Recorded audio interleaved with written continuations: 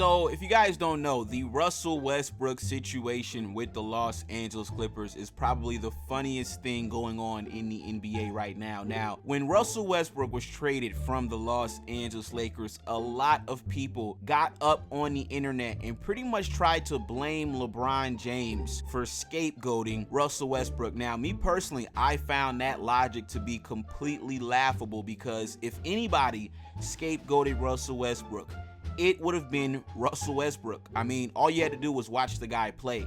He's just not that great of a basketball player at this point in his career, ladies and gentlemen. But it is what it is, man. The Los Angeles Clippers decided to make a move to acquire Russell Westbrook due to the advice of one Paul George. Now, Paul George and Russell Westbrook played together in Oklahoma City, had a decent run.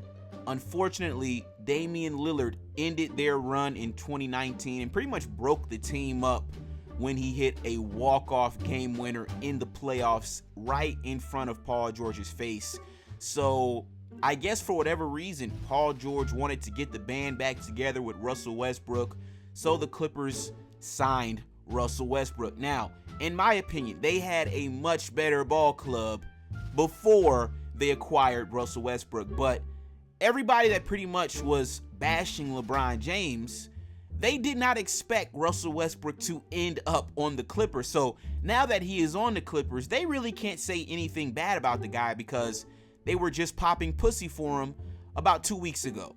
So the funny thing that's been going on with the Clippers, if you guys don't know, is that right now they're currently 0-5 and they can't win a basketball game. Now, Skip Bayless has been absolutely spot on with his assessments of Russell Westbrook. Now, what I want to do is play a clip of Skip Bayless on Undisputed, ladies and gentlemen. Now, Eddie House, a former player in the NBA, pretty much went on Undisputed and said, listen, I am not going to stand for Skip Bayless and his slander towards Russell Westbrook, and this is what Skip Bayless had to say in response to Eddie House. Poor Eddie House has fallen into the same trap that LeBron James fell into, that Anthony Davis fell into, the Russ trap.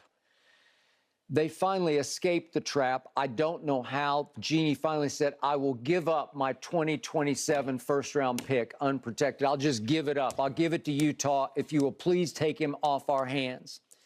Eddie, I get it.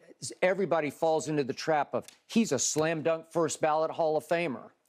He is more trouble than he's worth. He has loser intangibles, and he always had. He is the greatest bad basketball player I've ever seen. He has the worst hands of any point guard in the history of basketball, and I think I'll go to high school basketball level. I've never seen anything like it. Shannon Sharp will attest. He couldn't wait to get out from under Russell Westbrook, or Russell Westbrick, as I call him. And yet Paul George had one great year alongside Russ in Oklahoma City, and he campaigned for his Clippers to go get Russ. We need a floor general. A floor general? You need a court jester? That's what he is. He's not a floor general. And all of a sudden, the first game, the great shootout, 176-175 against Sacramento, Russ is on the floor. They got a 14-point lead with 4 minutes to go at home, and they blow it. They have a 6-point lead in the first overtime at home, and they blow it. And then the Denver game you talked about, they roared back in the fourth quarter from 9 down at Denver because Russ was on the end of the bench. He probably should have come back in overtime because they hit the wall, and they missed all 5 of their shots in overtime. But again, Russ is more the problem than the solution because he's a human cloud. He just hangs over the team. He's contagious bad. And Eddie, if you watched last night, he's a horrendous, he is the single worst three-point shooter in all of basketball, and it ain't even close. You knew that. So last night, Steve Kerr went to the lengths of just saying, Draymond, you got him, but you don't got him. Don't even guard him. Go stand in the middle of the lane so that you'll be in rebound position, but just ignore him. Dare him to shoot threes or jump shots. And he misses all 7 outside the paint. He went 0 for 5 from 3, and it was an embarrassment. And you can't tell me that over time it doesn't go contagious bad into the psyches of the people playing with him. I'm sorry. He was a nightmare last night, and they were a nightmare in the second half. And it's not not all, I can't do stats like you say. It's not all his fault, but his presence is why all of a sudden they're 0-4 with Russ. But you 0-4. You do realize that Kawhi wasn't playing defense before Russ got there. He wasn't. Although they had won 10 out of 14 games going to the All-Star break. And by the way, my final stat on Russ is he has now started over his last 14 games that he started for any NBA team, he's 0-14, or his team is. Right. And it has something to do with Russ's presence. Ladies and gentlemen, you guys just heard what Skip Bayless had to say. Now, the Clippers are now 0-5 after last night's game against the Sacramento Kings, but I want to take a quick look at what exactly happened 2 games ago for the Clippers against the Golden State Warriors. Now, Draymond Green pretty much came out. Let me pause this video, ladies and gentlemen. Look at how Draymond Green is guarding Russell Westbrook. I mean, this is just flat out disrespectful, man. If I was Russell Westbrook, me and Draymond Green, listen, you got to see me after the game in the tunnel. I need my ones, man, because I got a wife and kids at home. And you're not finna try me like this. But ladies and gentlemen, this is where Russell Westbrook is at in his career, man. He's just not guardable, right? Now, to me, this has been the best defense that anybody has played on Russ all season. This is how I would play him every game. Why are we guarding this guy? Sag off of him and dare him to shoot. And listen, ladies and gentlemen, it's in his head now.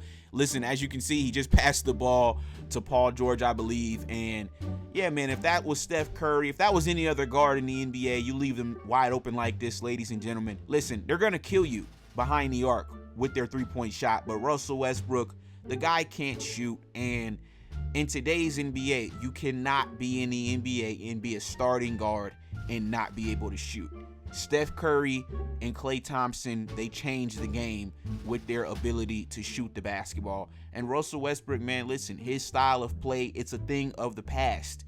And people have to realize that at this point, man. You cannot win with Russell Westbrook. I know a lot of people thought, hey, if we get Russell Westbrook on the Clippers, we can do better with him than the Lakers did because we've got shooting. Ladies and gentlemen, that is the dumbest logic I have ever fucking heard, man. A lot of you dudes are really clowns on the internet, man, talking basketball. Oh, well, Kawhi Leonard shoots over 35%. Paul George shoots over 35%. It'll work. No, it's not. No, it's not. Stop trying to look at everybody else other than the big three on this Clippers ball club. Russ, Paul George, and Kawhi. Don't blame Tyronn Lue. Don't blame Steve Ballmer. At this point, man, listen, after this season, bro, it's time to just trade everybody, man. It's time to let everybody go. Listen, if I was Steve Ballmer, Lawrence Frank, I'm trading you guys to OKC, to Houston. I'm getting a haul of draft picks, and we're going into the new arena with young talent and a lot of draft capital. That's what I would do. I believe Kawhi Leonard, at this point in his career, the guy can't even play a full season, okay? Paul George, he came out on JJ Redick's podcast, and he said, listen, I'm not the number one guy. And Russell Westbrook, the guy, I mean, listen, it's over, bro. I mean, it's over. You can't win ball games anymore. So do me a favor, man. Come into the comments down below and let me know what you think about this Clippers situation. Like I said, I am tuned in, man, because this is honestly hilarious to watch. Just 2.5 weeks ago, they said that it would work with Russell Westbrook on the Clippers. Now they're 0-5, and these dudes are extremely, extremely quiet. But that's pretty much all I got, man, for this video. This was another installment of The Locker Room. I'm going to catch y'all on the next one. Peace.